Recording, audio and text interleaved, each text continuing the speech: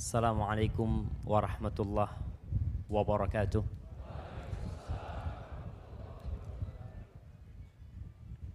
Alhamdulillah alladzi arsala rasulahu bil huda wa dinil haqq liyudhhirahu 'ala ad-dini kullihi walau karihal musyrikun. Segala puji bagi Allah Jalla Jalaluh yang telah mengutus Rasulnya dengan petunjuk dan agama yang benar, dengan Al-Quranul Karim, pedoman hidup yang akan mengantarkan hamba kelak sampai melewati sirat. Yang kita melihat sebagian umat Islam benar-benar meremehkan Al-Quranul Karim, tidak lagi mengagungkannya, padahal itulah hidayah Allah Jalla Jalaluh. Dan Allah mengutus Rasulnya dengan agama Islam, satu-satunya agama yang diterima oleh Allah Jalla Jalaluh, agar Allah memenangkan agamanya di atas seluruh agama. Umat Islam tidak perlu takut untuk menyatakan ada peperangan di antara agama-agama itu. Karena memang Allah sudah sebutkan sejak diciptakannya Adam alaihissalam, api peperangan itu terus berkobar. Sampai kapan? Sampai kelak kiamat. Kalau kita yang hidup hatta qamat qiyamatuhu, sampai kiamat kita berdiri, kita mati, peperangan antara hak dan batil itu terus terjadi. Agar Allah memenangkan agamanya di atas seluruh agama, walaupun orang-orang musyrik membenci hal itu. Jadi kita nih umat Islam banyak yang membenci, tapi ada yang menampakkan kebenciannya. Namun sebagian di antara mereka memendam kebencian itu. Tapi suatu saat Allah akan tampakkan kebencian itu. Allahumma salli wa sallim wa zid wa barik wa an'im ala habibikal mustafa wa nabiyikal mujtaba Muhammad ibn Abdullah wa ala alihi wa ashabihi wa man iqtafa. Amma ba'd. Ya Allah, semoga salawatmu, salam berkah dan nikmatmu senantiasa kau curahkan untuk hamba pilihanmu. Untuk Nabi yang mulia, baginda Nabi kita Muhammad sallallahu alaihi wasallam. Dan untuk keluarga beliau, untuk istri-istri beliau, untuk putra-putri beliau, dan untuk seluruh sahabat Nabi. Semoga Allah meridhai kita bersama mereka. Amma ba'd, di majlis ini kita memohon kepada Allah Jalla Jalaluh agar memberikan petunjuk kepada pemimpin negeri ini, agar memberikan penjagaan kepada Bapak Presiden kita dan wakilnya, agar Allah yang maha mendengar dan maha melihat menjadikan pendamping-pendamping beliau orang-orang yang beriman kepada Allah dan hari akhir, sehingga bisa berjalan menuju surga. Ahibati fillah, ana tadi menuju ke sini berangkat jam 10, sampai sini jam 12 kurang berapa? Kurang seperempat, Masya Allah. Makanya ana gak suka sama Jakarta. Allahu Akbar. Ana mungkin ngisi kajian paling maksimal 2 jam. Jalannya, berangkatnya 2 jam. Pulangnya 2 jam. Bayangkan itu. Tapi alhamdulillah Ustadz bukan cuma Ustadz yang capek. Jamaahnya juga capek. Ya ana rasakan. Tapi alhamdulillah kebersamaan kita di tempat ini menunjukkan kalau kita bersaudara. Kita berada di salah satu rumah dari rumah-rumah Allah. Yang dari rumah Allah lah, Masya Allah, bermulai kejayaan Islam. Antum tahu ketika Rasul SAW hijrah ke kota Madinah, beliau masuk lewat Kuba. Awal yang beliau bangun itu masjid, bukan rumah beliau. Sebagian sahabat nggak punya apa-apa mereka.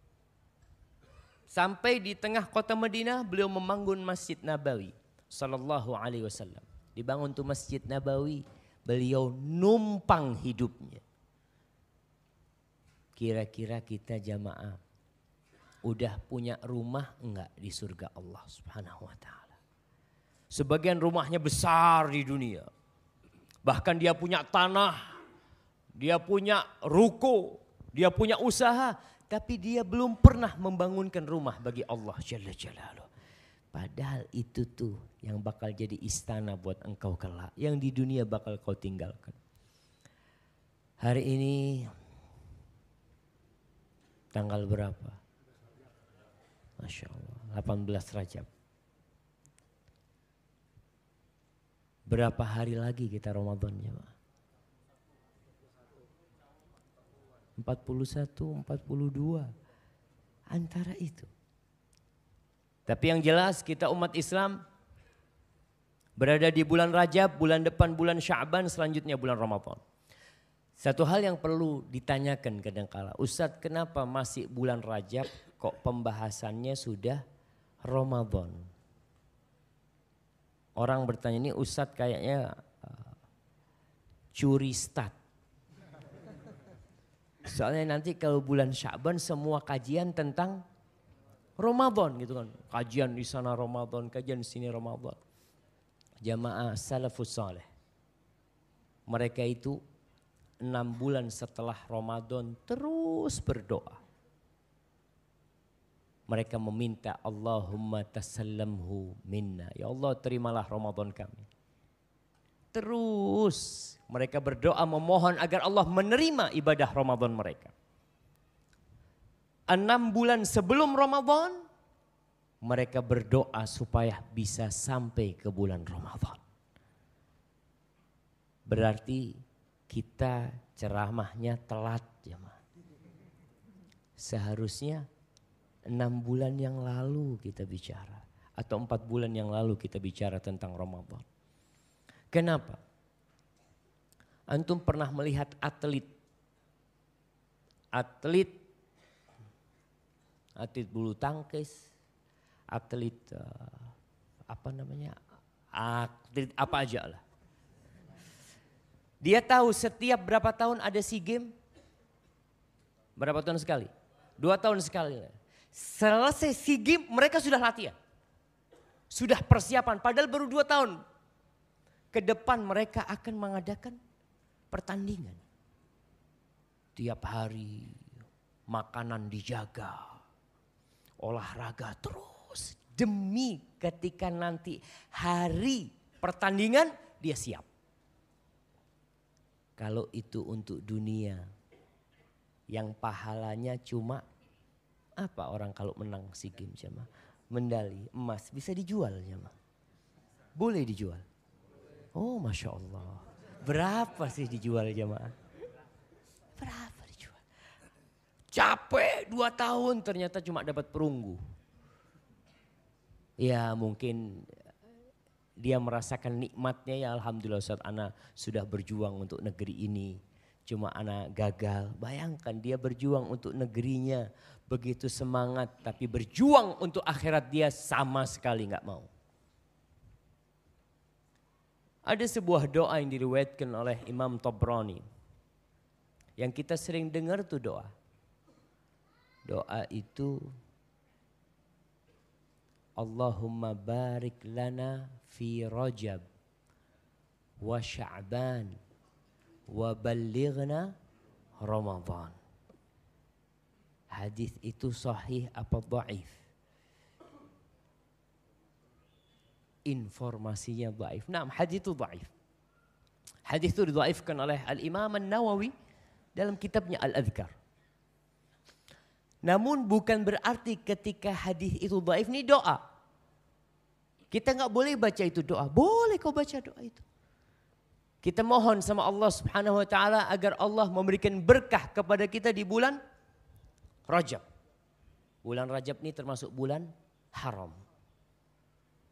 Bulan haram tuh ada 4. Masya Allah. Ana mau ngasih hadiah, gede-gede hadiahnya jamaah. Masya Allah. Tapi sebutkan bulan haram. Masya Allah tuh angkat tangan duluan tuh dia. Masya Allah.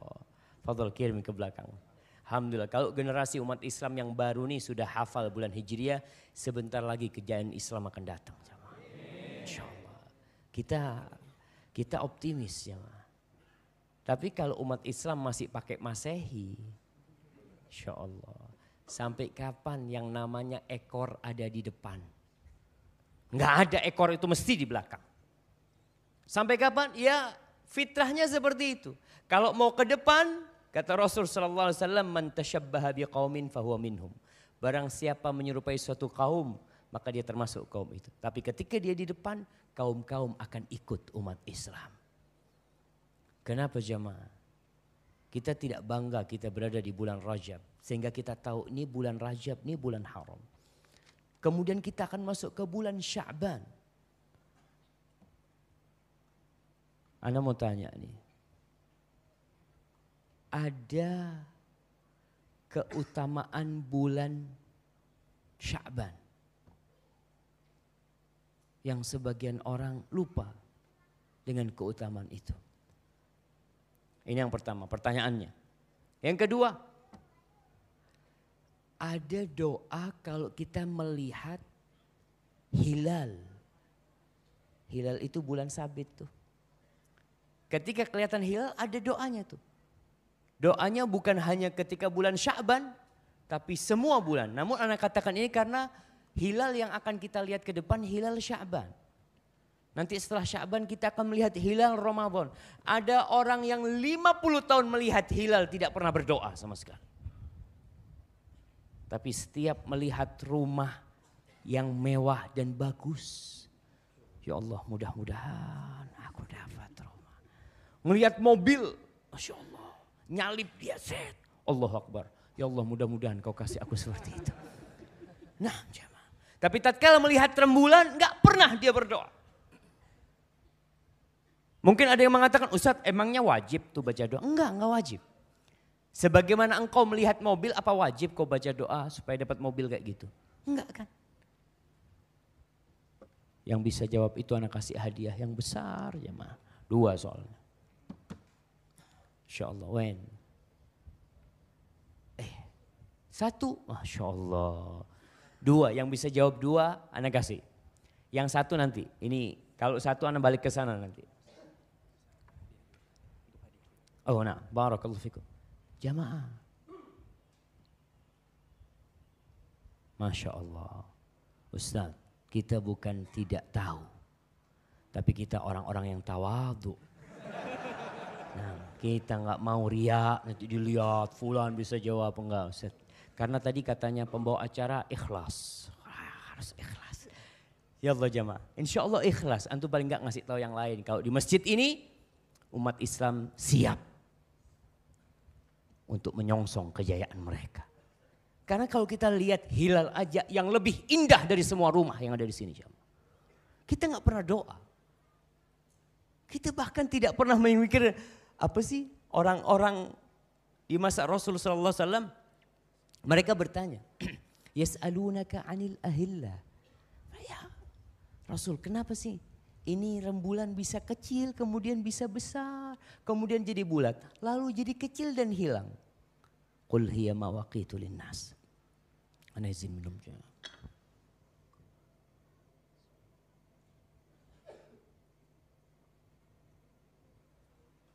Alhamdulillah. Ada yang sudah dapat contekan? Masya Allah. Jamaah. Oke. 1. Keutamaan bulan Sya'ban.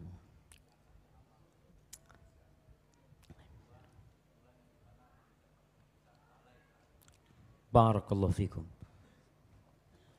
Antum dapat hadiah ini. Masya Allah. Barakallahu fikum. Ya, yang pertama bulan Sya'ban bulan diangkatnya amal kebajikan. Amal semuanya diangkat. Yang kedua orang lalai. Kenapa orang lalai? Karena bulan Sya'ban ini bulan kecepit. Kalau di Indonesia itu ada Harpitnas, hari kecepit nasional. Bulan Sya'ban ini kata Rasul sallallahu alaihi wasallam banyak orang melalaikannya. Karena dia berada di tengah antara bulan Rajab yang merupakan bulan haram dan bulan Ramadan yang merupakan syahrus siyam. Sehingga orang kadang-kala meremehkan itu bulan. Bulan Rajab Masya Allah bulan haram. Hati-hati dengan perbuatan-perbuatan yang haram. Bulan Ramadan ini bulan Masya Allah di mana Allah turunkan Al-Quran di dalamnya. Bulan Sya'ban orang lalai. Dan beribadah di waktu-waktu orang lengah, Allah kasih pahala yang besar. Ingat, beribadah di waktu orang-orang sedang lalai. Seperti sepertiga malam. Ketika orang itu sedang tidur. Antum bayangkan orang bisa bangun untuk nonton bola, tapi nggak bangun untuk sholat malam. Kenapa? Nonton bola besok bisa cerita. Tapi sholat malam besok nggak boleh cerita. Antum kalau nonton bola kan cerita nggak ada masalah. Oh anak nonton semalam tuh sambil ngantuk-ngantuk tuh anak. Masya Allah. Tapi anak nonton sambil berzikir. Masya Allah. Jemaah subhanallah. Tapi sholat malam kita nggak boleh cerita. Memang kita sembunyikan tuh amalan. Maka ibadah nih di waktu lalai itu pahalanya beda. Rasul sallallahu alaihi wasallam banyak kali tuh puasa sunnah di bulan Sya'ban. Lalu sampai beliau ditanya, ya Rasulullah kok banyak banget tuh puasa di bulan Sya'ban. Beliau mengatakan alaihi salatu wassalam dalam hadis riwayat Nasa'i, dzaka syahrun yaghfalu an-nasu an. Itu bulan kebanyakan manusia lalai dengan bulan itu. Kita nih berbicara Allahumma balighna Ramadan. Tapi sebelum masuk Ramadan kita akan melewati jembatan yang kadang-kala orang lalai sehingga masuk Ramadan gak siap. Kenapa? Bulan Sya'ban dia lalai. Kenapa sekarang Tanah Abang pasar nih rame jemaah? Kenapa? Mau Ramadan. Mereka kan lupa sama Sya'ban. Lupa sama Sya'ban. Yang di depan mereka Ramadan. Ramadan, Ramadan.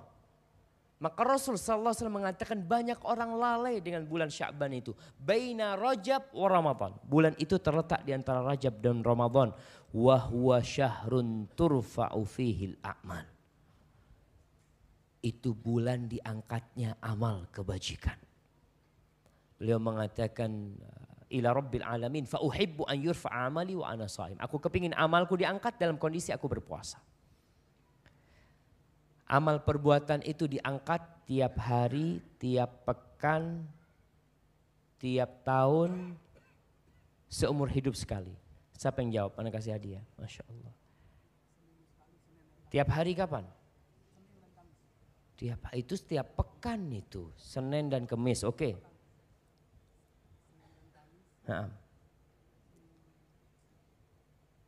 Tiap tahun. Masya Allah. Tenang. Anak kasih airan tuh Masya Allah. Nggak apa-apa jemaah. Nah, kadang-kadang orang subhanallah jemaah. Anak husnudon, dia tahu jawabannya. Cuma karena grogi. Allahu Akbar. Gimana ketika Mungkar dan Nakir tanya sama kita? Sawa jemaah. Bayangkan tatkala itu kita sendirian yang datang makhluk yang menakutkan. Tanya man rabbuk. Makanya orang-orang yang tidak Allah tetapkan hatinya, grogi dia jawab, ahin, kata dia. Sami'tun nas yaquluna faqultu.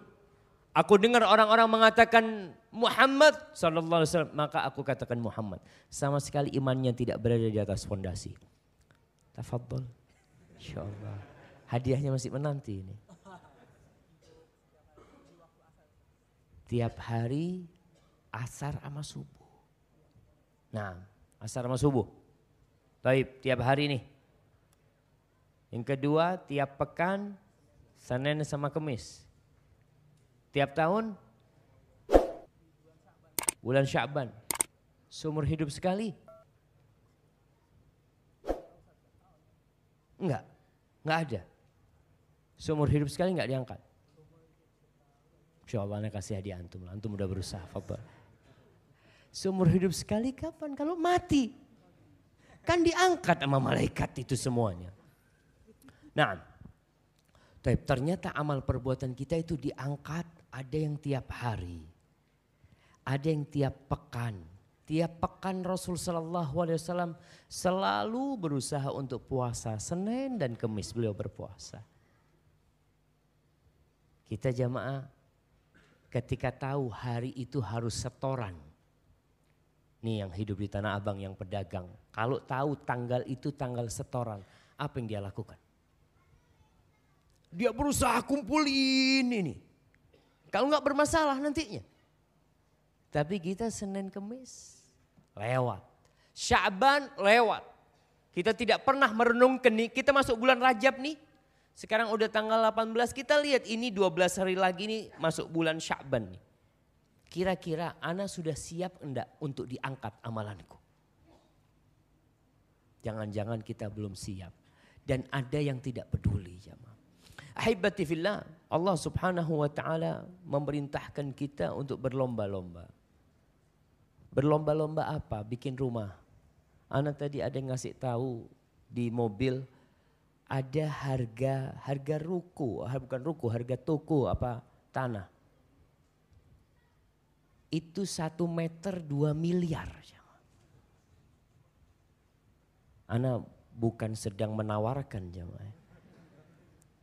Ada orang yang sampai mati Ustaz, ana pegang duit paling banyak itu Ustaz 10 juta. Gimana kalau 1 meter 2 miliar? Berarti kalau bikin kuburan berapa miliar jamaah? 4 miliar jamaah. Itu dunia. Dan bakal ditinggal tuh. Orang berlomba-lomba untuk itu dan untuk akhirat tidak berlomba-lomba. Allah mengatakan di surat Ali Imran ayat 133. Wasari'u, kata Allah, bersegeralah kalian. Wasari'u ila maghfiratin min rabbikum wa jannatin arduhas samawati wal ardu iddat lil muttaqin. Kalian bersegeralah. Kemana? Ke ampunan Allah.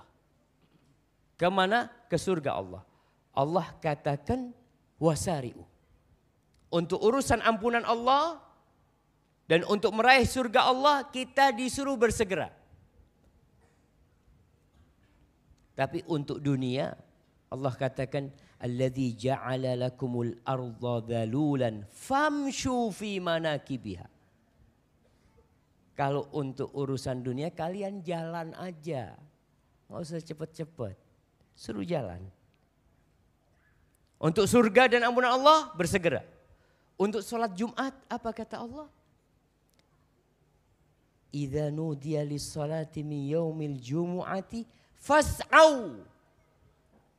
Untuk berangkat ke masjid sa'i. Enggak jalan. Ada usaha tuh. Tapi kalau untuk cari dunia kalian jalan aja. Enggak usah cepet-cepet. Tapi realitanya jamaah, antum lihat orang kalau kerja dia selalu berangkat sebelum jamnya. Masuk jam 7, jam berapa dia sampai? Setengah 7, jam 7 kurang 10. Baik, pas Jumatan kapan dia datang? Pas khutbah kedua. Santai dia. Jangan ekstrim dalam beragama. Yang penting gitu. Allahu Akbar jamaah. Ini yang terbalik umat Islam. Kenapa kalau kita lihat negeri kita kacau jamaah. Ribut nih Jakarta, antar lagi pemilu. Semoga Allah pilkada, semoga Allah Subhanahu wa taala kita cuma punya satu Allah yang bisa bantuin kita. Cuma Allah yang bisa bantuin kita jamaah. Kalau antum cari bantuan ke tempat lain, maka Allah akan tinggalkan kita. Allah katakan in yansurkumullah fala ghalibalakum. Kalau Allah bantuin kalian, nggak ada yang bisa ngalahkan kalian. Wa in yakhdhulkum faman dzalladzi yansurukum min ba'dih.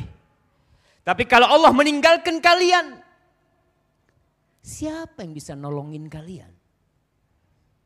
Maka satu ingat, anak kemarin sudah sampaikan, ketika umat Islam bangga dengan jumlahnya, Allah tinggalkan mereka. Sejarah mencatat peperangan-peperangan itu jumlah umat Islam selalu lebih sedikit. Pernah jumlah mereka lebih banyak, Allah berikan kekalahan. Supaya mereka sadar kemenangan itu bukan dari jumlah kalian. Kemenangan itu bukan dari persiapan kalian. Tapi kemenangan itu karena Allah yang kasih sama kalian. Ketika perang Hunain. Wa yawma Hunainin idh a'jabatkum kathratukum falam tughni ankum syai'a. Dan pada waktu perang Hunain kalian ingat tuh. Ketika kalian takjub dengan jumlah kalian. Ternyata jumlah itu tidak berguna buat kalian. Wadaqat alaikumul ardu bima rahubat. Bumi yang luas jadi sempit buat kalian. Thumma wallaitum mudbirin. Lalu kalian lari terbirit-birit semuanya. Jemaah. Tuh. Ketika umat Islam Jumatan jalan kaki cari fulus lari. Maka di sini kita mengharap Allah membantu kita. Padahal sejumat sekali dipanggil. Sejumat tuh. Suruh hadir dengarkan khutbah. Banyak yang hadir ketika malaikat udah tutup bukunya. Khotib kalau udah naik mimbar jamaah. Itu tutup bukunya malaikat. Kita lihat kepada Allah bersegera. Kepada ampunan Allah. Kepada ampunan Allah. Dan kepada surga Allah. Kepada Allah, Allah katakan fafirru ilallah. Kalian lari menuju Allah. Lari kalian jamaah. Kita belum jamaah. Kita nih kalau kenal sama Allah jamaah. Tenang hidup kita. Apapun masalah yang terjadi di negeri kita, dimanapun. Kalau kita dekat sama Allah, memang mungkin orang-orang akan melihat kita. Apa sih yang kau lakukan? Tapi kita tahu Allah yang bisa nurunkan bantuan buat kita. Maka kencengin nih usaha kita. Bersegera. Kemana? Kepada ampunan Allah. Dan kepada surga Allah yang Allah sediakan buat siapa? Buat semua orang? Enggak. Urusan dunia Allah bagi kepada semua orang. Nah. Innallaha yu'ti dunya man yuhib wa man la yuhib. Allah kasih dunia ini kepada semua orang. Yang Allah cintai, Allah kasih dunia. Nabi Sulaiman Allah kasih dunia. Yang Allah benci Allah kasih dunia. Qarun, Fir'aun. Mereka orang-orang yang sukses dalam kehidupan ini. Wala yu'til iman illa man yuhib. Tapi Allah tidak berbagi iman kecuali kepada orang yang Allah cintai. Antum tahu kalau Allah cinta sama antum.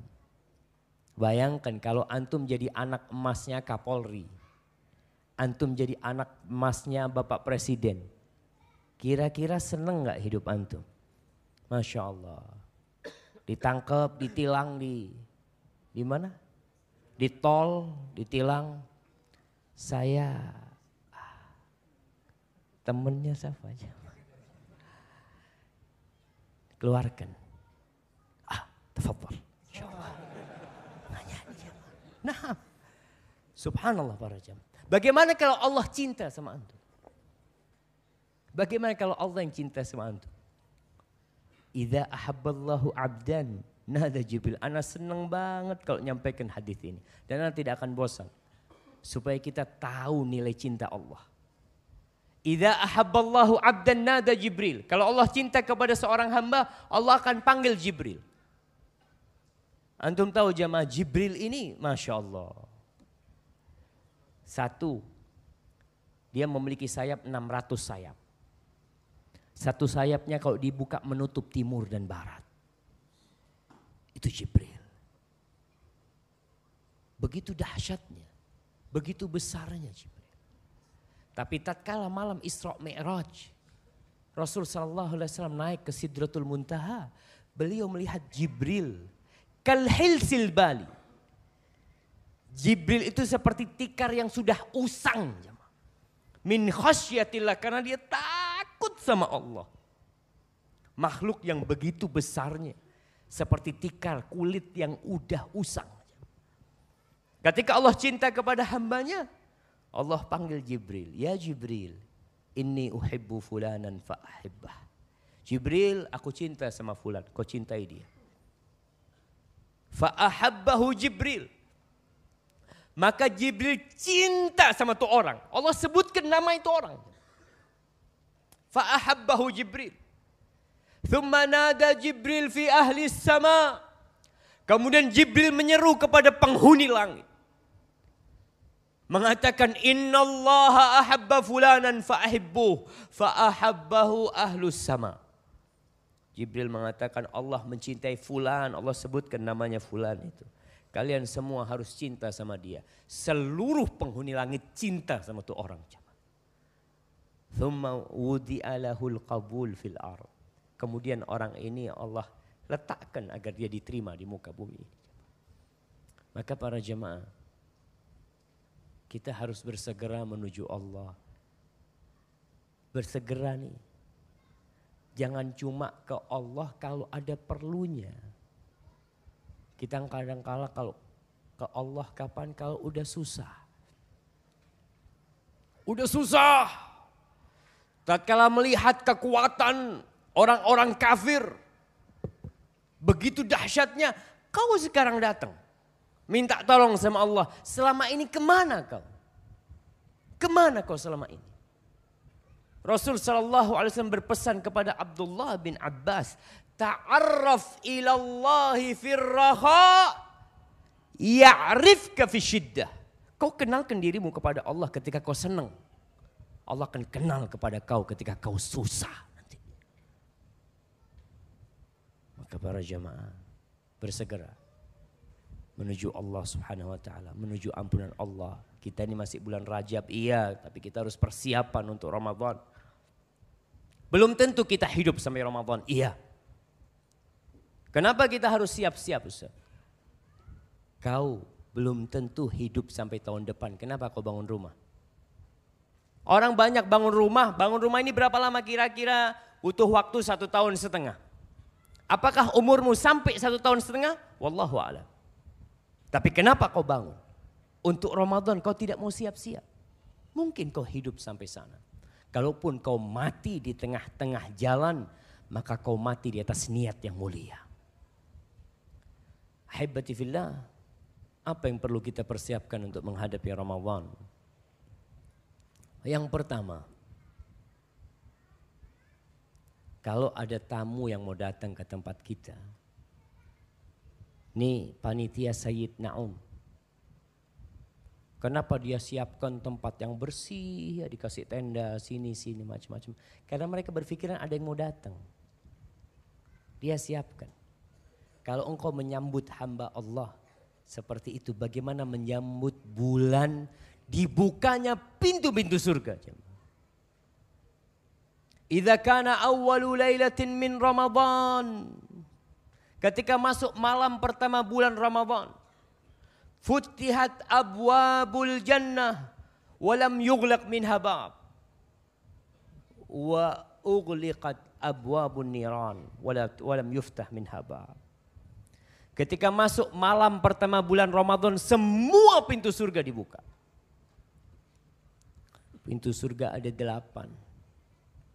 Antum tanya sama penjaga ya pasar-pasar di Tanah Abang. Sama satpamnya, Pak, saya mau tanya Pak, pintu ke masuk pasar ini berapa? Oh ada 4 pintunya, sebelah sana, sebelah sana, Masya Allah. Coba tanyakan, Pak pintu surga ada berapa Pak? Betul. Kadang-kadang kita perlu tanya sama mereka. Kita perlu tanya. Nih jamaah, semua itu harus memiliki peran dalam menegakkan agama Allah ini. Tidak semuanya bisa ceramah di tempat ini, enggak semuanya. Ada yang bisa pakai duit, aku pakai duit, fadhal. Ustaz, ana bisa pakai tulisan, aku bikin tulisan. Supaya orang-orang di sekitar kita nih yang muslimin, mayoritas mereka tahu apa itu Islam. Maka bulan Ramadan pintu surga semuanya dibuka. Pintu neraka semuanya ditutup. Masa kita gak siap-siap untuk menghadapi bulan Ramadan itu? Bersih-bersih diri. Ya, lihat kewajiban kita. Apakah selama 10 bulan dari mulai Syawal tuh, Syawal sampai bulan Rajab nih kita mau masuk Sya'ban, apakah kewajiban-kewajiban ana sudah ana laksanakan semuanya? Atau nanti masih ada yang belum ana laksanakan? Kau lihat dosa. Kita ini kadang-kala sama jamaah untuk masalah dosa. Ya, banyak orang terjebak dalam dosa tapi merasa enggak dosa. Apa penyebabnya? Seperti kebanyakan umat Islam yang makan riba. Dia kerja riba, mobilnya riba, motornya riba, HP-nya riba. Terus apa lagi? Rumahnya udah. Istrinya mungkin riba juga. Dia juga ngutang untuk mahar istrinya. Banyak di antara mereka yang tidak merasa itu dosa. Enggak merasa itu dosa.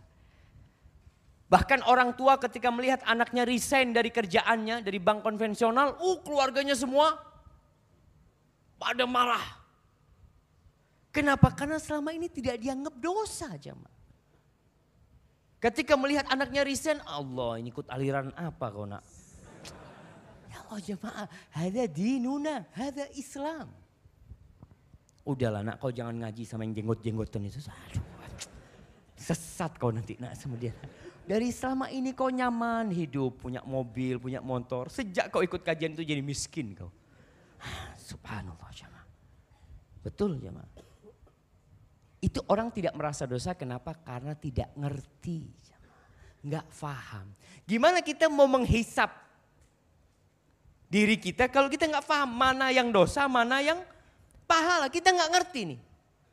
Kita hanya ikut perasaan. Contoh nih, kadangkala ada seorang keponakan, dia selalu salaman, ciuman, dicium sama istri pamannya. Karena selama ini Ustaz, ana pikir istri paman ana kan mahram buat ana. Dari mana istri pamanmu jadi mahram?